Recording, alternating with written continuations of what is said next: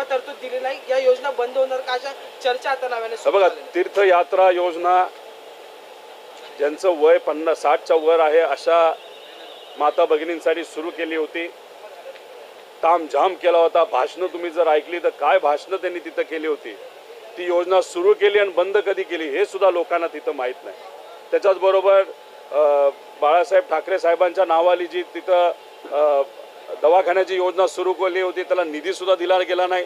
त्याच्याच बरोबर आपण जर बघितलं तर असे इंटर्नशिपपासून बऱ्याच काही योजना आहेत त्या या सरकारने बंद केल्या. म्हणजे इलेक्शन पुरतं फक्त नाव वापरलं गेलं, तिथं तामझाम केला गेला, बातम्या केल्या, राजकारणासाठी वापर केला, भाषणं केली गेली आणि त्यात सत्ता आल्यानंतर मात्र या योजनेचा विसर सरकारला कुठंतरी पडलाय असं आपल्याला म्हणावं लागेल. नाही तर त्यांच्या अंतर्गत काहीतरी कुरघोड्या असल्यामुळे फक्त त्या शिंदे साहेबांनी सुरू केल्या म्हणून आता बंद करायच्यात असा कुठला निर्णय जर दादांमध्ये आणि मुख्यमंत्र्यांमध्ये झाला असेल तो त्यांनाच त्या ठिकाणी माहिती, नाही तर शिंदे साहेबांना माहिती. पण हा जो काही छळ आणि खेळ या सरकारमध्ये सुरू झाला एकामेकामध्ये त्याच्यामुळे मात्र इथं असणाऱ्या सामान्य लोकांचा छळ आणि खेळ मात्र होतोय हे आपल्या सगळ्या बाजूला. आम्हाला म्हणतात तुम्ही जातीवर त्या ठिकाणी राजकारण करता.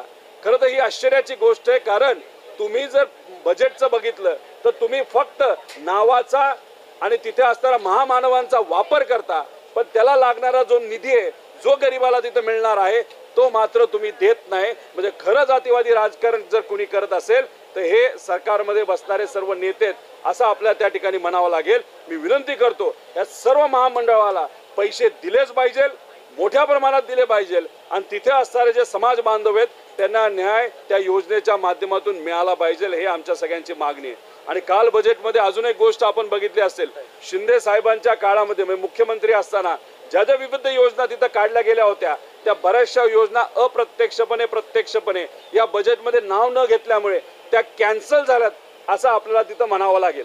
त्यात महत्त्वाची योजना जी त्या काळामध्ये थोडंसं हिंदू समाजाला तिथं प्रेरित करण्यासाठी जी आणली होती की आम्ही लोकांना ज्यांना कोणाला तिथं देवदेवाला जायचं असेल तिथं आम्ही पैसे देऊ असं त्यांनी सांगितलं होतं.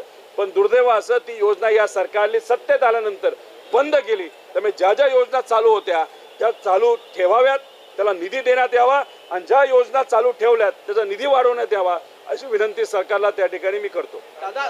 केला आणि आता नवीन ओरिजिनल पूर्वी कसा ज्या पद्धतीने गणवेश दिला जात होता तसा गणवेश आता द्यायला त्यांनी सुरुवात केलेला आहे. पण कृपा करून गेल्या वेळेस सुरुवातीला गणवेश मिळाले नाही, 15 ऑगस्टला गणवेश मिळाले नाही, दिवाळीला काही लोकांना गणवेश मिळाले नाही असं मात्र या ठिकाणी होऊन देऊ नका. पण परत एकदा मी सांगतो की गेल्या कॉन्ट्रॅक्टमध्ये भ्रष्टाचार जो झालेला आहे तो सुद्धा उघडकीस आणण्याची जरूरत आहे. कारण सरकार करतं असं की एखादी योजना डिस्कंटिन्यू करतं की याच्यामध्ये त्रुटी होत्या. अरे पण त्रुटी काय ह्या लोकांना तुम्ही सांगा, कारण का पैसा हा मंत्र्यांचा आमदारांचा नसून हा सामान्य लोक गरिबाचा पैसा आहे.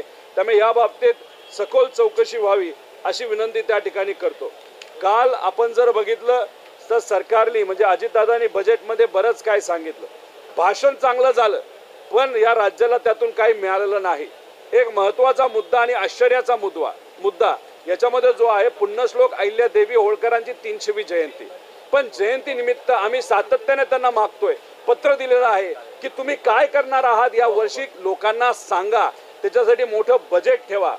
जे काय 12 मंदिरं जे पुण्यश्लोक अहिल्यादेवी होळकरांनी बांधली होती त्यांना पुनर्जीवित करायचं असेल, त्या डागडुजीसाठी पैसा द्यायचा असेल, पंढरपूरला मोठा वाडा आहे, तिथं राजस्थानमध्ये वाडे आहेत, उत्तर प्रदेशमध्ये वाडे आहेत, मग ते तिथं नीट करून तिथं वाडा नीट झाल्यानंतर गरीब लोक जे आपल्या महाराष्ट्रातून देवदेवाला तिकडे जातात तिथं जाऊन राहण्याची व्यवस्था तुम्ही करा. त्यामुळे पुण्यश्लोक अहिल्यादेवी होळकरांच्या जयंतीनिमित्त तुम्ही काय करणार आहात हे आम्ही ठाम सरकारला तिथं विचारणार आहोत. त्याच्याचबरोबर या सरकारने शब्दाचा खेळ कसा केला बघा. तिथं महाराज यशवंतराव होळकर महामंडळ याच्यासाठी गेल्या वेळेस 1000 कोटी रुपये दिले होते, 1 रुपया खर्च झाला नाही.